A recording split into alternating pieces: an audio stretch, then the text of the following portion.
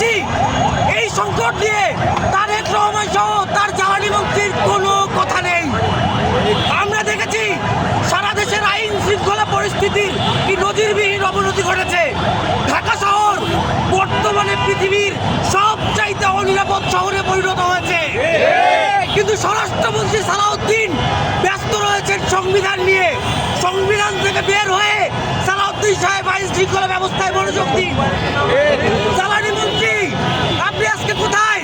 যখন ঢাকার বসত বাড়িতে রান্না হচ্ছে না, আপনি আজকে কোথায় গেছেন? এই যে ভুতুরে বিল আসলো, আমাদের মায়েরা কষ্ট করছে, আমাদের দ্রব্যমূল্যের ঊর্ধ্বগতি হচ্ছে, বাজারের জিনিসপত্র কিনতে পারতেছে না। সেই সময় এসে আমরা দেখলাম যে প্রত্যেক বিদ্যুৎ বিলের সাথে ডাবল বিদ্যুৎ বিল অ্যাড হয়েছে। এই বিদ্যুৎ বিল, অতিরিক্ত বিদ্যুৎ বিল কি চাঁদার অংশ? আপনারা কি 10% বিদ্যুৎ বিলের সাথে জুড়ে দিয়েছেন? আমরা জানতে চাই যে এই ভোগান্তির কারণ কি। আমরা এই যে অতিরিক্ত বিদ্যুৎ বিল পরিশোধ করার জন্য মানুষ কি প্রস্তুত? আমরা সাধারণ জনগণের পক্ষ থেকে আজকে এখানে দাঁড়িয়েছি।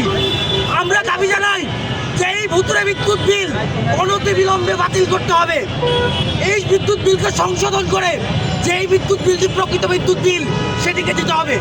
এবং সারা দেশে তারেক রহমান সরকার বাংলাদেশকে 4-5 ঘন্টা, 2 ঘন্টা, 3 ঘন্টা বিদ্যুতের যুগে ফিরাই দিছে।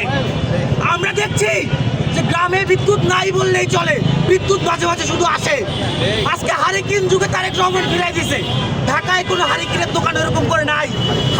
আমার মনে হচ্ছে সামনের দিনে আপনারা যারা ব্যবসা করতে যান, আপনারা হারিকেনের ব্যবসা করেন, খুব ভালো ব্যবসা হবে। কারণ তারেক রহমানের সরকার বিদ্যুৎ এবং গ্যাস সাপ্লাই